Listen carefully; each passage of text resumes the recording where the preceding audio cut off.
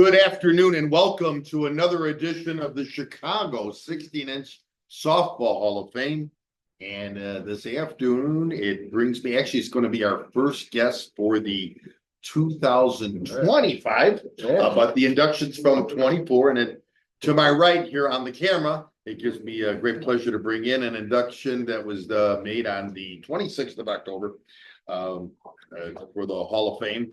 And it's Ron Risden, who was inducted on the 26th into the Hall of Fame. We're going to get to Ron here in a minute. Again, that's Ron Risden to my right. I want to take this time to thank the board and, of course, our president, Paul Rowan, for allowing us to set aside the time every Saturday here at 2 p.m. right here at the Hall of Fame in downtown Forest Park. We are in front of a live audience today of Hall of Famers indeed.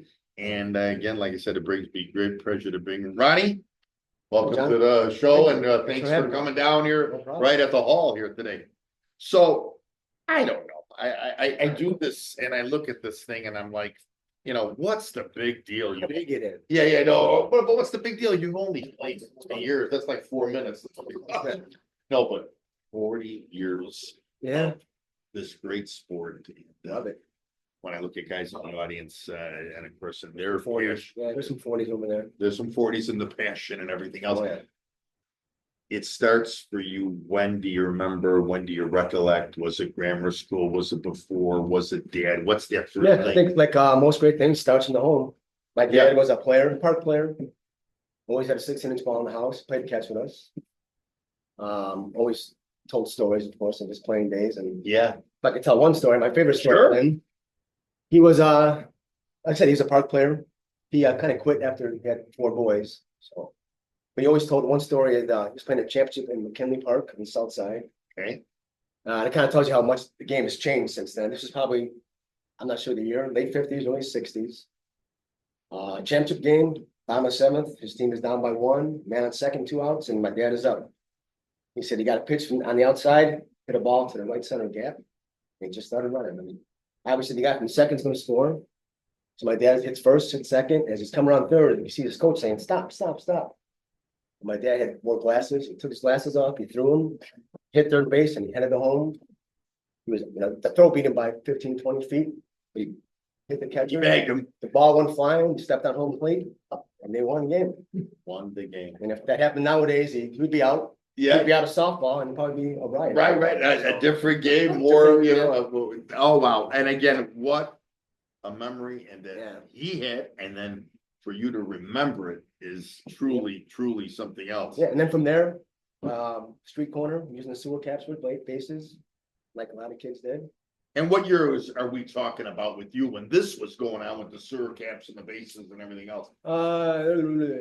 72, 73. Okay. You're about 12, 13 years old around that time? Okay. Yeah, about that. Yeah. And it just kind of starts then and it goes. Then we had some neighborhood friends, did a couple teams together. My brothers played on a team. The only time all 4 of us played on one team is called the Hooligans. Okay. The park team, we played at Archer Park, Park 309, won a couple championships. Yes, I see that. I see that. Archer Park, Durkin, Wentworth, all these. All the south side. All the side side. Are you the youngest of the guys? No, I'm the second oldest. Okay. So, yeah. And I'm the only one who played beyond the parks. To go back to Dad for a minute, was he the one to really come out and watch you guys, and we watch you guys? Yeah, he coached our first team. Okay. So, yeah, he was very instrumental in that, yeah. Is he still with us today? No. Okay, yeah. He passed about 10 years ago. And we'll get, of course, to the Hall of Fame thing a little bit later in this interview. Because, again, I just feel they're still with us. Too bad, again, something can't be there with you that night, right? When does it become a little more organized? Is it that first where you're like, playing the major teams? Oh, no. Well, when you start playing, like you're starting probably at the A level, right? Yeah, the park level. Then, yeah. Then I'll say after Hooligans, we had a team called the Riffs. Won a couple of championships, went to West Lawn Park. Okay. Took us a couple years. We won a Tuesday, Thursday league. And I do have a great story about that. Yeah, no, the stories are what stories. These gentlemen want to hear in our audience. We're in a championship game. Back then it was 2 out of 3. Team we played a couple times during the year. John back and forth. Not great friends. Trash talking going on. Oh, yeah. So it was 1-1 in the series. So game 3, final game. 5th inning was 0-0. And my older brother slid into third base, hit the third baseman, third baseman fell on top of him. And both benches just cleared. The brawl. We were going at it, punches. My shirt was ripped open. I had a bloody nose. A lot of guys on their team came after me. You'll find out in a minute why. Okay. And so we're all, we're fighting. All of a sudden we hear the park guy comes out, park supervisor says, don't stop right now. Both teams forfeit. Money goes to charity. We're just in the middle of punch rolling. Oh, okay, all right. Slow-mo. So we stopped, so we stopped. And then we actually won the game. So we won the championship, and I just remember being at the bar, shirt half done, blood moving down. Right. But the rivalry of that weekend, correct? The rivalry of that weekend. Do you remember the other team? The name, no. Okay. But they might be watching this. the second part of that story is though. Yeah. A couple years later, I get a job at the park district as a Okay. physical instructor, part-time.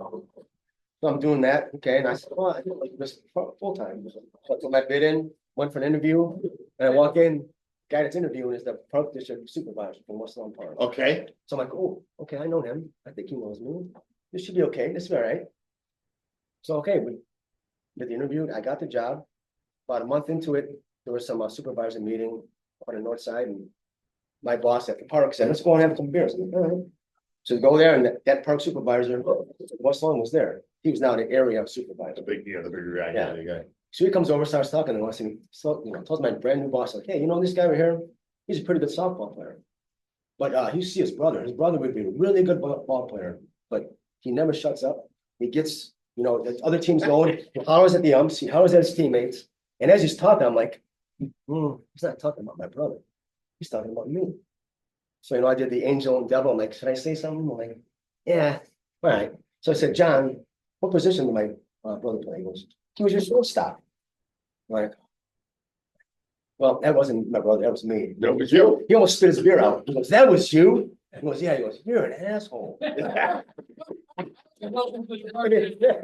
my God. And he said, if I knew that was you, I would never give you this promotion. Too late now, right? He goes, yeah, it's too late now. I'm starting laughing, but. Wow. Again, that's so that stays with us, and another memory of, hey, what looked like it's gonna turn out to be a negative, turns into the positive, for sure. So again, these 8-team championships, which included the Riffs, the Hilligans, Bad Attitude, Cheap Shops, Illusion, Leprechauns, Gatorade, Roadhouse, Rebels, Magic, St. Rita Alumni, Vision, Crush, and Bankroll, because these were basically solid. Yeah, oh yeah, definitely. Really solid teams. What's the next step after this? What's that next step? After that, You're saying, now you're taking it to the next level. most of the guys in the neighborhood I was playing with either, went to their jobs, had families. I never did, so I kept playing and ran into some, little league friends. We started playing at even higher level at Wentworth Park. That's with the Cheap Shots. We won a couple championships with them, and then Tommy Balick saw me. Hall of Famer Tommy Balick. Sure. So I played on his team, Illusion, in the same park. And then from there, hit the Jinx. Wow. And what year was that Jinx year? Mid-90s. I started. Like 90. Is it before when you co-founded the house thing? No, that was after. That was after. Yeah. We after playing at the parks a couple of times, my buddy Bill Bracken came to me and said, let's get a major team. I got a sponsor, we can get a major team together. I'm like, really? He wants to play in the pro league, like in the TV league. Yeah, right. Which everybody wanted to play in. I'm like, what we were seeing out here at Forest Park. Yeah. I'm like, you really want to do that? And I was like, he goes, yeah. I'm like, all right. I said, but we're gonna do this. You and me gotta be the worst guys on the team. Because that's real softball. Yeah. And so we did, and then Tommy Balick, we got Tommy Balick on, and he got a couple of guys. We got a team called Ice House, won them both 12-3 in the pro league. I gotta ask you, I've never asked even the gentlemen in our audience, the Hall of Famers in our Third in audience. Nationals too, Ron, that year. You were third in No Glove Nationals, I believe. So that ice system. Yeah. These Yeah. guys, I'm getting these there. guys, I want you to know, I mean, these guys got carte blanche. By the way, we're gonna do something different today. I want the gentleman in the audience to introduce the name, and then I'll reiterate it. We'll start. You want me to say what it is? You're the name. Here it is. Nectar. Yeah. How's that? Next question. Big Mick. Big Mick Molestri. Bill Reedus. Bill Reedus. Frankie Lentine. Frank Lentine, of course, legendary Frank, Awesome, and yeah. of course, Spider. Austin Spiderweb. Austin Spiderweb, these are the gentlemen, they're all Hall of Famers, and yeah, they'll always have questions. I gotta ask you. Well, wait, one more thing about ice hockey. Sure. We finished third in the Forest Park that year. Very good. No glove nationals. No gold national. No No gold gold national. Wow. Okay, so you Great go to for this major level, and I'm sure they all have their stories. I know Mick has had so many amazing stories, Frank, over the years with me. I gotta ask you, now you're going to this next level. I mean, it's the major level. Was it hard to recruit players at that level? To go, from well, I mean, this is like, of course, these are some great teams you played with, but how was it? No, you knew what you could do. Yeah, luckily for me, I never recruited anybody. I was just asked to play, and so I'm like, yes, of course I'm gonna play. Yeah, right. And you went, We want Risden. you play park leagues, Yeah. play park league at 6:30, get in your car, go to Forest Park for 8:30 or 9 o'clock game. Game. Changing in the car on the way there, all that good stuff. Yeah, but I never recruited anybody, but it seemed like we always had enough players. Back then, yeah, I think it was one of the problems. Yeah, and again, it probably, they saw how you guys played, they're gonna, hey, we're gonna play with that team, we're gonna play with, of course.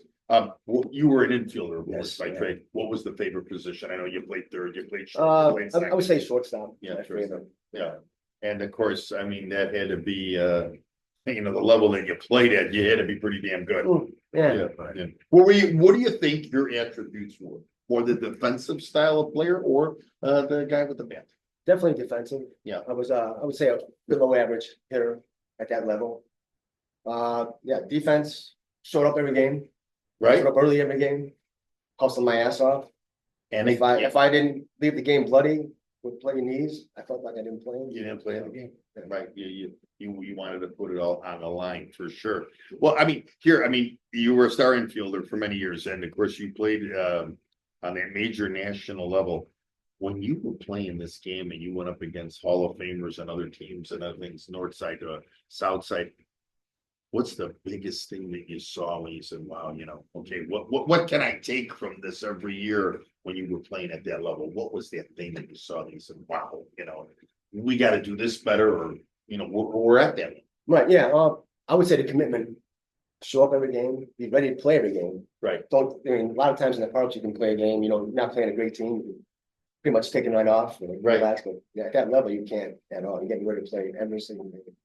And what I find amazing with all this is that the level that you played at back in those days, now we could go on and think, oh yeah, Lettuce is playing so and so, and we could watch it on YouTube and see it. You guys had to remember from game to game who was doing who would dump, Oh, who yeah. could hit the long ball, who played defensively, who was that pitcher that was moving on the mound and everything else. Were you a good student of it, you thought, in the sense of what I just kind of. Yeah, I thought so, but during the Jinx years, we had Tommy Bailey, who knew everybody, so he was a pitcher, so he knew what Sure, you tell you sure. where to go, just like the last 15-20 years I played with Mick knows everybody, and Yeah, I know. I got a feeling Mick knows about travel agencies too. But anyway, I don't know. Mick, yeah, these guys, a memory like a oh, I know, steel I trap. know. You won some awards, and of course, you played on 4 of Hall of Fame teams. When we talk about Jinx, Cross Magic, the Rebels, is there any one era or game or tournament or even a couple of tournaments that stand out in your mind that to get to the level that you got to? Yeah, I would think the one I would say is the 2007 with Hype. Okay, 2007 was the year 45s won everything. Nobody beat them. So we went out to Mount Prospect for the Chicagoland Championships. We got to the winners bracket championship. We played Windy City. We beat them. So they went to losers bracket. And before they got to us, though, they beat the 45s one time. They go back to losers bracket, beat the 45s again. So there's no way that the 45s lost 2 games in the tournament that year, let alone probably 2 games all year. So they came back. We won the winners bracket championship. So we were planning to come back. They came back. They had to beat us twice. First game, they won 6-4. First game. So between games, we're getting ready to play next game, and I guess I can say it now. Joey Morgan was in Windy City's dugout. And he's screaming, "This is a north side tournament. No south side team wins this." I'm like, okay. So we did the coin flip. We were visitors. So we came up top of first. We scored 9 runs at the top of the first. wow, what an opener! One of them winning 12-6 for the championship. So that was. Yeah, you talk about somebody's mouth motivates. Yeah, and this time wasn't mine. Somebody Yeah, else did. yeah, it was the opposite. Well, maybe they were learning from you, Ronnie. They were but yeah, again here, you were on that McGaffrey's crush, winning the SSA 50 over the Nationals, second in the 3 ASA and Nationals with Crush. Also played on several World Series tournaments and won in 2004 with Gatorade. Gatorade was a bunch of park guys just thrown together for a tournament. Right. It was out in Country Club Hills. And yeah, I think everybody had a great weekend. And I don't know, somehow I got the MVP. I mean, I'm sure I played okay, but I think it was a total team effort. Yeah, I can imagine. And And that's the only time we ever played together as that team. you won an award here called the Dennis Wallace Award, the MVP award at the Claude Rhodes Invitational. I found it interesting. In 2012, Vision also won the MVP of the NSA World Series in the 2000. We talked about Gatorade. What do you remember about this Dennis Wallace Award? Were you surprised that you won it, or did you have it going on all cylinders that weekend? I don't know, but it was Vision, but it was pretty much a lot of Crush guys also. It was Crush and Vision. Right. Washington Park tournament, Claude Rose is always the first tournament of the year. So you never know, just go out there and play, go out there in the long winter. And yeah, I mean, I played short center that whole tournament. And I turned probably 6'7", double. And you weren't plays. even playing short, then. You No. were playing short side. Short center, yeah. Yeah. And the thing I remember after, the team awards, they came up to me and said, "You're an MVP." Okay, but we said, because you turn all those double plays, you play great defense. And that's how I. Wow. Yeah, Yeah. and I mean, that's something because you get these kind of awards. As I look down the list, and it's like you were selected to the Billy Johnson All Tournament team at the Claude That's Rose. the same guy. The same guy. And then here, the All Tournament team with that Ag Zarnik, no glove nationals. That one, yeah, that was I mean, that was special too, because that was 2021. Right? Right after Easter that year, I got COVID, got it pretty bad. I was out. Because that was 2021, right? Yeah, I was out for a couple weeks, but then the lingering fatigue was terrible. So, with the league started in May, I was playing not very well. I just couldn't hit. Really, I didn't feel good. And middle of June, Patty goes and asked me to come out with paintball. I'm like, all right. You got the old tournament juices flowing again. Sure. I love playing in the tournaments and went out there. I mean, And how old were you when you were doing it this age? I was 57. 57, wow, already, and still wanting to do it and have the passion. Yeah. For the game. And that kind of woke me up for the rest of the year. So. Ronnie, over the years of doing this, because I love coming in here on a Saturday and talking to the guys and listening to their stories, and I do mean this when I say this. What's the biggest thing you see with players when you played all those years? I mean, you look down this list of things, like I've told Mick and Frank before and Spider, we could be here 4 hours when we talk about this. I mean, we're just at the tip of the iceberg. But over the years, what did you see to become championship teams, to become an MVP? What was the thing that you saw day in and day out with these guys? Like I said, watching these guys, before I even knew there was a major Sure. element to it. You might see it at the TV games, Oh, yeah. and then you go out and see them watching in person. Like, man, just the game was so much faster, and these guys were stronger. And you just try to play at your level and just do what you can. Somehow it worked out a few weekends. And Sure. years, I mean, so. but there had to be besides the talent, because to play at that level, that all of you guys have played in yourself, there had to be that great camaraderie with teams. Oh, yeah. You guys had to be all on the same page, I hear now where guys are saying, well, yeah, we can't play this weekend because I gotta go to a wedding. We F the wedding back in our day, and we F the shower back in our day. Because you were afraid if you did that, next week you're done. You're gone. You're on the bench. You're gone, right? You're not playing. So Yeah, right. we never missed. Now there's just so many other things going on nowadays also. Okay. In your day, in your time, and again, getting to the level that you got to playing at the level, how many in a week, in that 7-day week period, how many games did you play now? I would say tops, depending on what we did in tournaments, 12, 15 games a week. And if that local Park A team will call you up and say, "Are you off tonight on Thursday, Ronnie? Can you help us play against Johnny Conenna's little team here at Oriole Park?" You go out and play and be the ringer, Yep. wouldn't you? Remember, just starting out playing, I used to get really pissed off when it rained. We had a rain out. I'm like, you gotta be fucking kidding me. Why? Why can't they work on the field? Get on the field. Let's go work on the field. But I want you to know real quick, I'm gonna stop you. This is the most F-bombs we threw on this program. But go ahead. I should have asked beforehand. It's okay, don't worry. But as you go on decade and decade, you're like, oh, rain out, okay, that's not too bad. Yeah. I can use it Yeah, there. the legs, I wanna rest that right knee here, that was bloody. That's the the other- biggest change in me, yeah. Right, how do you feel about, 4 Hall of Fame teams that you played with, Jinx, Crush, Magic and Rebels? They're all in the Hall as teams, and you were on them. Yeah. So, I mean, it's like almost like that double reward, you're going in as that player, and with them, I mean, you remember a specific team of each of those teams. Oh, specific, probably not, but I think with all of those teams, playing the game was great, played hard, played our butts off, but then after the game, we go out, have a couple pops, maybe a few too many pops. Right? And that's where you get to know guys, and they're traveling too, going to different cities. And Different playing. cities. Yeah. What was, I'll ask it to you this way, and I know these guys have been asked the same question. What was that common denominator of these championship teams that you remember? Okay, that one thing, everybody plays the game, of course, a little bit differently, the style and everything else, but what's the one common denominator that comes out when 4 teams are elected into this, Hall of Fame? I would say pretty much 100% that it was guys playing for the team, but they weren't playing for. Well, I wonder what my average is going to be today. I wonder how many hits I'm going to get. What was the team? This was not an individual thing. No. Yeah, this was No. not an individual thing, right? I've always told guests on this thing, or if he got players that play team sports, if you want to do an individual sport, go play tennis or box, I mean, of course, the individual is important. Yes. Someone's up in the bottom of 7 needs a hit, we need a hit, but it helps when the teams are playing together for each other. You brought up your dad here. In that one game, because that's a thing there's always that one thing in the life in a game or a couple things. What's your game? What's your game that you remember? Might have been a tournament, might have been a league, maybe it was a game on those sewer camps. But what do you remember doing saying, hey, I still remember this, you have that flashback, you're at the light at the car and it's a nice sunny day and you're like, man, I played at this park and I did this here. I got one. Yeah, I like it. The Ice House team, Okay, our TV game against the Scooters. was right here for us. Yes, it was Forest Park. We won 1-0. Oh, wow. Those games were never 1-0. They weren't doing fast pitch that night, no. They might have been.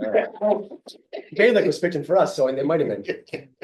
But I remember that game, yeah, just, first time on TV, playing a game, and, Oh, wow. I think it was Davey Bradle was the leadoff for Scooters. First ball of the game, hit the ball to my right, I knocked it down, it bounced right back up to me.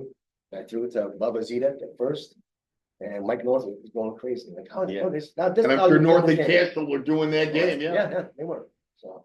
Yeah, crazy. Yeah, I love that, yeah, and I had the game on tape and lost it in a flood, and I can't find it anywhere, no one has that game. If I can ever find that. It was on a VHS tape probably, Oh, right? yeah, Yeah, it for was. sure, yeah, Yeah. back in that. Well, see, again, I would have never expected that because of all the games you played at these, different levels, but again, what a great number, Yeah, you remember that, or. Yeah, I mean, there's so many games, like I said, we could sit there Oh, for God, yeah. hours. We're talking here 15 games a week times 40 years, whatever the number is there. I'm gonna do something different since now we have a really nice audience here today. I think I'm gonna go with 5 questions from the audience, one at a time. The gentlemen are not prepared for the question that they might want to ask, and then I'm gonna end it with something at the end. I'm always prepared. Okay, so we'll start with the Spider. What, you got a question for Ron Risden today? A question about his, what he did. I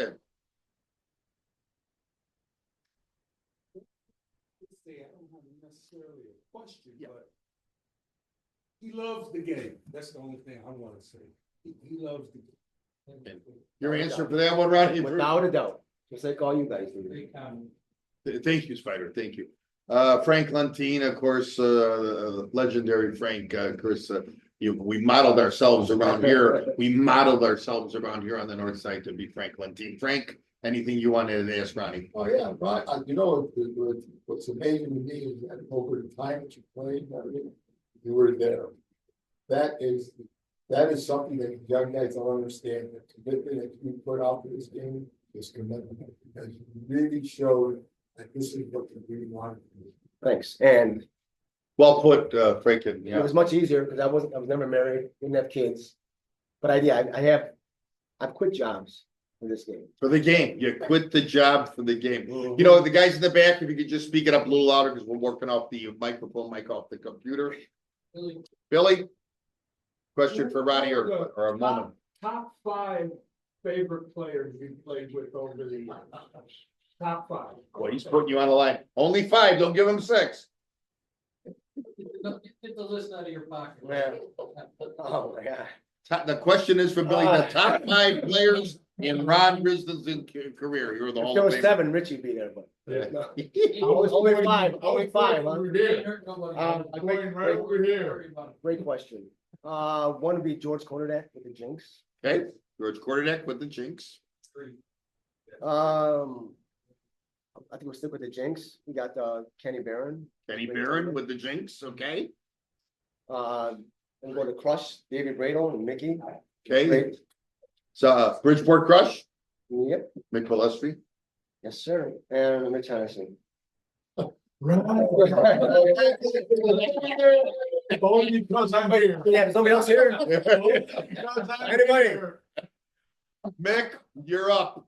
Mick Pilestri. I'll tell you what, Ronnie's played with me.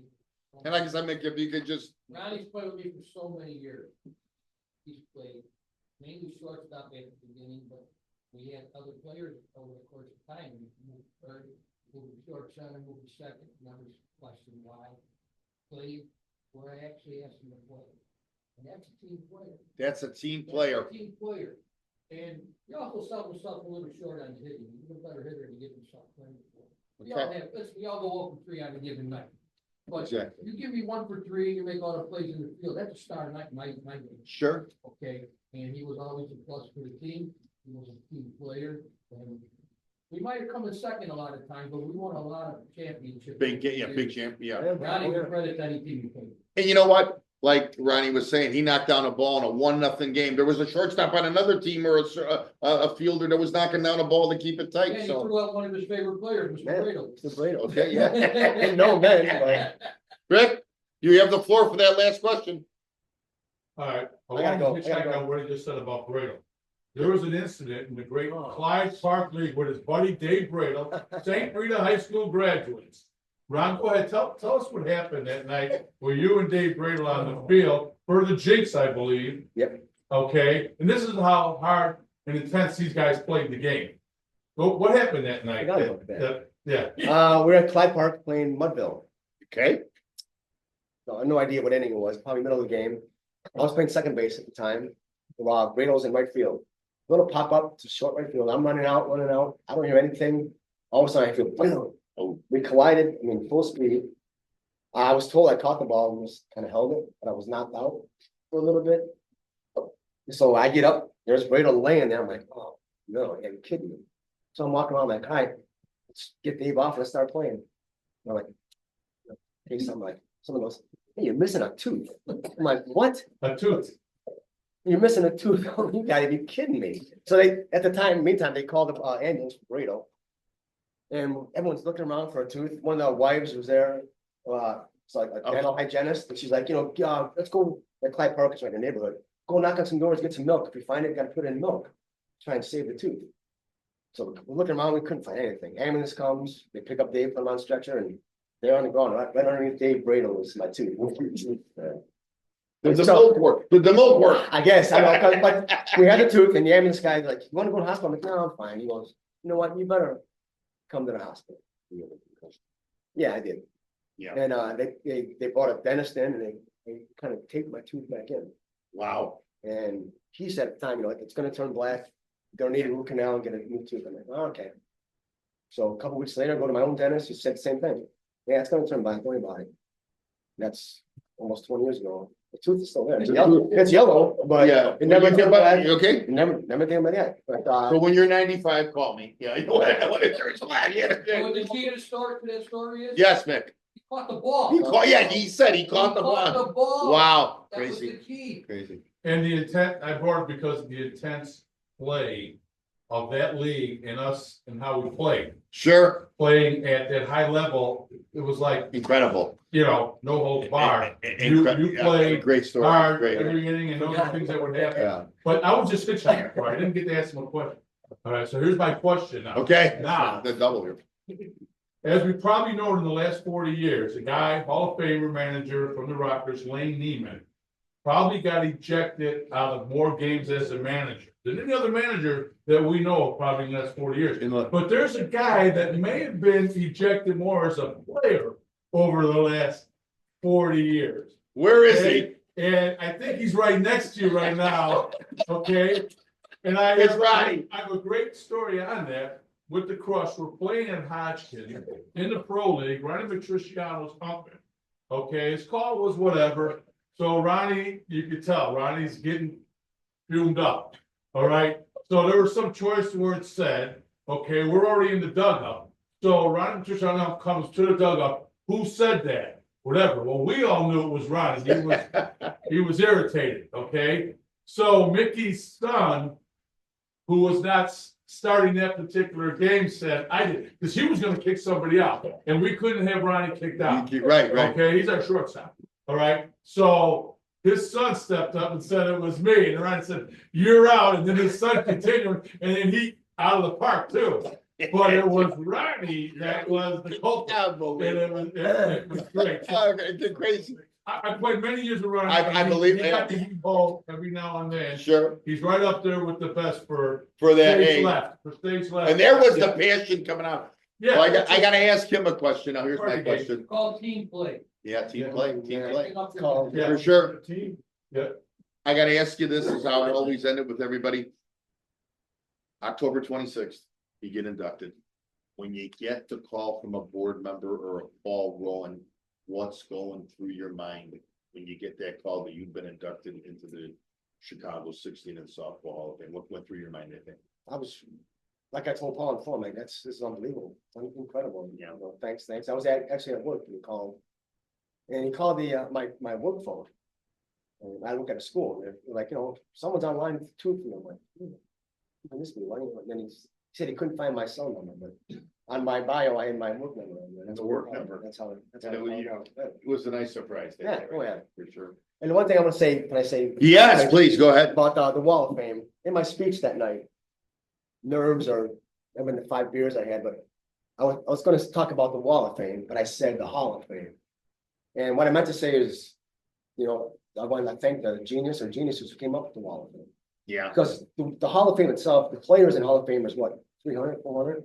Out of how many millions of people play this game? Sure. So it's 1% of the people. And I think it was just great that someone came up with the idea that, you know, there's 99% of other people out there who play with passion, heart, commitment, just as much as the really good players. May not be as good talent-wise, but they deserve some recognition also. well, your That's awesome. talent and your passion, determination Very good. shows up in the bio and everything else. And Ronnie, I really appreciate you coming out here today. Thank you. This is definitely, Thank you. gentlemen, would you say the greatest game on dirt? Yes. Good afternoon, and thank you again to Ron Risden coming out, our live audience, and we'll see you here next Saturday with another Hall of Famer like Ronnie Risden. Good day, everybody.